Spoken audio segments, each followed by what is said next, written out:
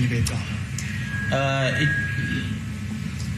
does have an effect, my lord, or it does have an effect, my lord, in the sense that there's a particular number, my lord, that they found at the bank. That is now the investigators of the matter.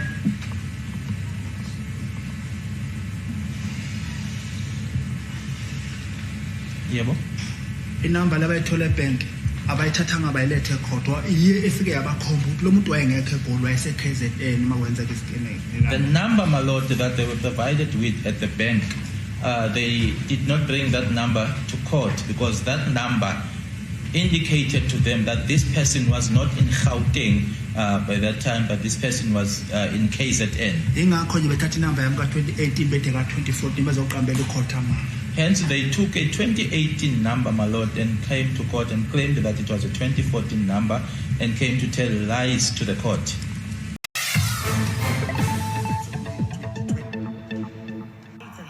He was at the peak of his career. Who did not like that? Is this just... I'll say it was a hit. Where is the mastermind? Thank you, Brigadier. You just heard it for yourself. Bongani Ntanzi is not just denying the state claims. He's exposing what looks like a massive evidence scandal.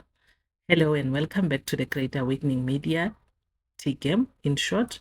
I am your host, Mrs. Independent, aka I am not a lawyer, and today we are diving into why the state is using a bank statement that Ntanzi claims doesn't match his financial or his money movements, while the real number that proves that he was in KZN is nowhere to be found.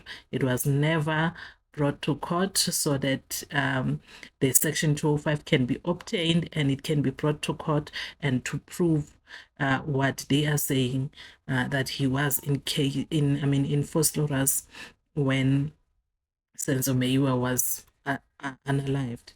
If he is right, the state's location evidence, it just went up in smoke. But okay, thank you so much for tuning in. Let's get into the details. Okay, let's talk about in brief, Mr. Ntanzi, about Exhibit DD1, that is the Capitec bank statement of your account. Asikhulume nje kafishane ke nge-exhibit DD1 ekuyistatement sakho ke sakwa Capitec. Now you have put in issue the reliability of that statement, and you stated in response to His Lordship's questions that are you disputing the Section 236 statement? You said you do, and you gave the reasons why you are disputing that statement, correct? Nesikhathi ke ubuzwa imibuzo yona ke enkantolo ngokuthi ke ingabe uyasiphikisa yini leya bank statement yase Capitec. Washo ke wena ukuthi ngempela uyasiphikisa, washo nezizathu futhi ukuthi kungani usho kanjalo. Yeah. Yes. Can you please, for clarity's sake, restate the reasons why you dispute the accuracy and correctness of that statement? Ungaphinde nje uchaza nje noma ke uqaqisa ke mhlawumbe la engazwakalanga khona ke uphinde izathu lezo oyishilo noma owawuyishilo ukuthi kungani usiphikisa lesa statement sase bank. Okokuqala kwasenkantolo inamba. Firstly, my lord, it's the number. Is 060 registered with bank no Capitec? 060 is not registered at Capitec Bank, my lord. Kuphinde kube imali lezi ebhadalwa lapha ayibhala ukuthi imali iphuma kuphi. As well as the amounts that are reflected there, my lord, they do not indicate as to where they come from. Njengemali zamabonus imali ephele bengihola no ibibhala ukuthi sibanye gold ibibhala ima report efana kodwa lapho kwi bank statement ayiveze. As just for an example, my salary or my pay, my lord, it would indicate, as well as my bonus like in Sibanye, but in the bank statement itself it doesn't indicate. And what else, Mr. Ntanzi, in relation to that are you disputing? Kube yikuphi konye futhi okuphikisayo? Ilokho nyama wengikuphikisa kakhulu. That is what I'm disputing the most, my lord. And regarding the 8690 number that you said is not registered with Capitec, with which bank was this 8690? 68 number, sorry, 6890. Thank you, Mr. Jonas. 6890 number registered with. Inumber lena u6890 nanjengoba usho ukuthi ke ayibhalisiwe ku Capitec, ibhaliswe kuliphi ibhanki? Standard Bank. Standard Bank. Okay. And those absent transactions, how do they matter to you in relation to your movement for the period that you were on leave, the 27 to the 31st of October 2014? Manje ke lokho kungekho lapha yana ke phecelezi ke lama transaction angekho lapha yana ku statement. Manje ke anamthelela munike wokuthi ke wawukuphi, wawuhamba kuphi noma wawungephi nendawo nge-27 kuze kuyoshaya i-31 October 2014. Kimi nginomthelelo omkhulu okhomba khona ukuthi lento laphambi kwakho bangithi nje bayikhandile bayiphekile. Okokuqala ngine number mina ayithola ebank, abayithola ebank abaphenyi becala. It does have an effect, my lord, or it does have an effect, my lord, in the sense that there's a particular number, my lord, that they found at the bank. That is now the investigators of the matter.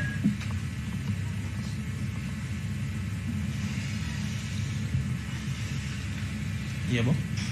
Inamba labayithola ebank abayithathanga bayilethe ekhotwa iye efike yabakhomba ukuthi lo muntu wayengekho eGoli wayese KZN uma kwenzeka isikeneko. The number, my lord, that they were provided with at the bank, they did not bring that number to court because that number indicated to them that this person was not in Gauteng by that time, but this person was in KZN. Ingakho nje bethatha inamba yami ka2018 bethe ka2014 bazoqambela ukhotha manje. Hence, they took a 2018 number, my lord, and came to court and claimed that it was a 2014 number and came to tell lies to the court.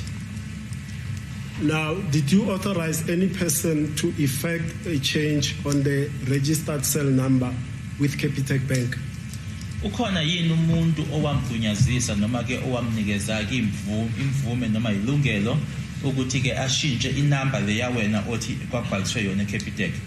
Cha mina akekho umuntu angamthuma khona. I know, my lord, there's no one that I sent there.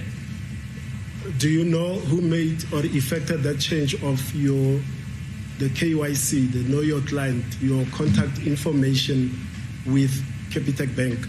Ingabe uyazini ukuthi ubani ke manje owashintsha ke leyo mniningwane sikhuluma ngayo ke inamba ukuthi ubani owashintsha ke leyo number leyo eCapitec?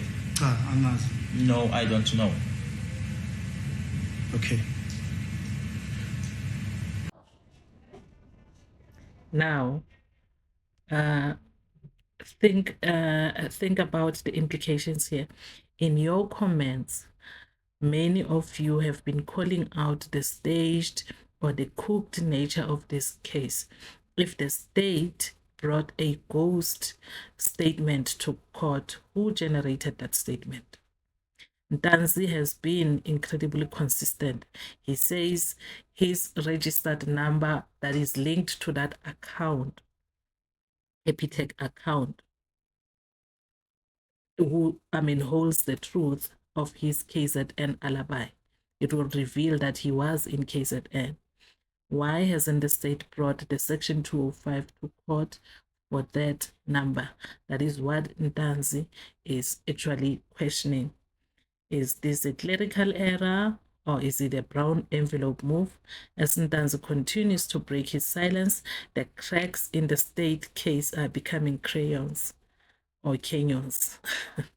We've seen the emotional testimony about his child, but this bank statement dispute is a technical proof that could actually set him free. Why am I saying that?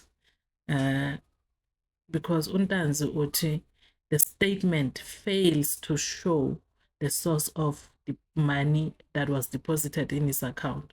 He says like bonuses, it will reflect the bonuses, and it will actually reflect the source of that money that was deposited in his account. So remember, he once said he did make a loan. Okay, so all those transactions that are appearing on his statement should show the source of the deposit, where the money is coming from, and so that we can see how legitimate the income is. And he does mention the missing transaction, and some expected entries do not appear.